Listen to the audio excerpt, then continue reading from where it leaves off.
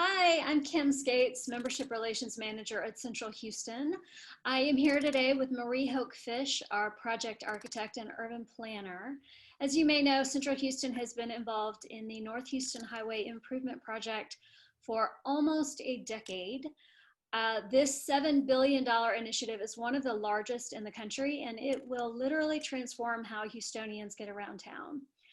Marie has been heavily involved in designing some of the elements that will make this not only a transportation success, but also a quality of life success for people downtown and in the surrounding neighborhoods.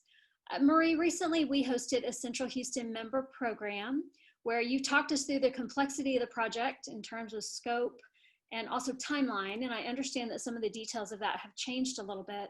Before you update us on the changes, let's just review briefly what the project is and why it's important. Okay, the project is a reconstruction of the highway all the way from Beltway 8 extending through around downtown down to Midtown. And that impacts 610, it impacts 45, it impacts I-69 and parts of I-10 as well. So it's a huge project, about 24 miles total, I believe. And the reason that TXDOT is pursuing this is because of improvements that they would like to make to mobility, traffic congestion. This portion of the highway contains one of the most congested, top 10 congested areas in the state. And so by what they're going to do is they're going to straighten out parts of the freeway that are bent right now to improve efficiency. They're going to separate the traffic out. So if you're not going to downtown and you're driving, north, you can go in a separate lane for that. If you're exiting downtown, you'll be channeled into a different area. So it's really about safety, mobility. There's also opportunities that with a lot of input from the community that we'd like to see. Transit opportunities, expanded transit opportunities, dedicated HOV lanes, and multimodal transport as well, not just the car, not just the bus, but also looking at bikes, pedestrians, and other modes of transportation. So that's kind of the big reason why we need to do it. And let's talk about Central Houston's role in it. How do we play a part? Central Houston plays a pretty significant part. We're a participating agency as well as many others, but our role is specifically directed towards segment 3. I neglected to mention that the project is broken down into 3 segments. All the way from starting at Beltway 8 at segment 1, 2, and then 3 is the area that encircles downtown. 45 is shifting to the east side of downtown. And so because Central Houston and Houston Downtown Management Organization are intimately involved with things that impact downtown Houston, we are involved and have been involved with direct conversations with TXDOT as well as other agencies. But the difference being that we have been as urban planners and architects, we have been into the technical talks that help shape how the freeway is going to look. And the aspiration there obviously is to allow the shaping to be done in such a way where we can create civic opportunities. And by that, I mean parks and recreational areas and things like that. And one big one is the IDO Cap, right? Yeah, that's a very big one. That's about 30 acres. So if you've been to Clyde Warren in Dallas, that's about 5.2. So this is about 6 times bigger than Clyde Warren. And so that presents opportunities and challenges as well with how do you use that land? How can it be most effective to the stakeholders in that area? And not just the stakeholders in the area, but how can it be an amenity and connection point for all citizens of Houston, since it's such a large area. The connection to Edo, to Fifth Ward, Third Ward, and Midtown are really important. Yeah, the potential there is really exciting. Mm-hmm.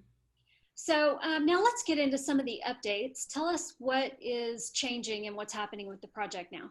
Okay, well, the big update is that the final environmental impact statement has been posted on the TXDOT website. Anybody can go and find that on their website under North Houston Highway Improvement Project.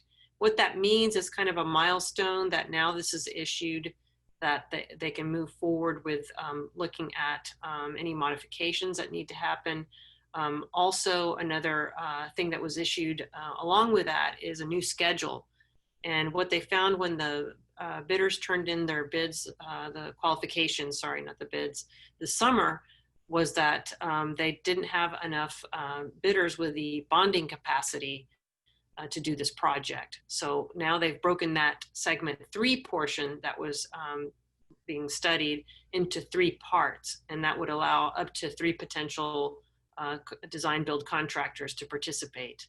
And that just makes, we're looking forward to that, in breaking that down to those parts, we might be able to manage that a little bit easier. You could stagger the construction. And for us as an organization, now that we know which part comes first, second, and third, we can start to target our attention as needed to make those deadlines. And so when you say we know which section comes first, which section of segment 3 comes first, which part of segment 3 is that's coming first? So there is a portion that connects with Midtown at Alabama Street all the way up to McGowan, the McGowan Street Bridge. And that's the portion that will be done first on 288. And there's actually an active RFQ for that right now. What they did is they added an addenda to the last RFQ, addenda 3, and that resizes the project to that segment. And so those qualifications are due in December of this year. And so when might we see construction then in that part of town?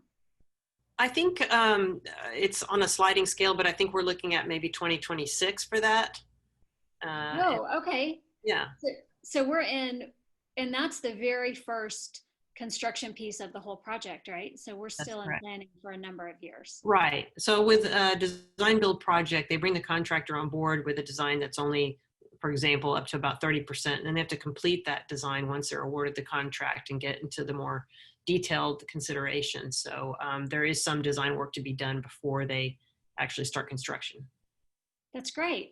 What else can you tell us about it right now? Or is that pretty much what's going on? I think there's continued interest from the community. There's different considerations for the different segments. For segments 1 and 2, there's different considerations, and for segment 3. On ours, I can speak to ours that we're really trying to maximize the opportunities that can happen now and in the future as development happens and the city grows. One area is IDO Cap. Again, that's an area that's going to be impacted quite a bit. Several city blocks are being removed as part of the highway. So what we're trying to do is find ways to bring development and park space back into that area. So it's a critical thing that we get support and interest on those things. So if people want to track the progress and see what's going on, is the TXDOT website the best place for them? I think for TXDOT, for the highway project, yes, they have a very robust website. You can find videos, you can find maps and drawings, you can find, there's a really great fact sheet that you can go on, and it breaks project down into a few pages, but it's very easy to read. And if you want anything about the civic opportunities, please go to our website. We have those posted from a couple of different meetings, I believe. So that'll give you a sense of what the opportunities are. Great. Well, thank you for spending some time updating us on this really important project. This is, of course, a big one, and it is critical that we get it right for the future of Houston. And so we all appreciate your work and diligence around it. So thank you. So thank all of you for joining us today. I hope this was a helpful little update. You can, of course, find more information on our website, centralhouston.org. And please reach out to us if you have any other questions. Thanks for joining us today. Bye.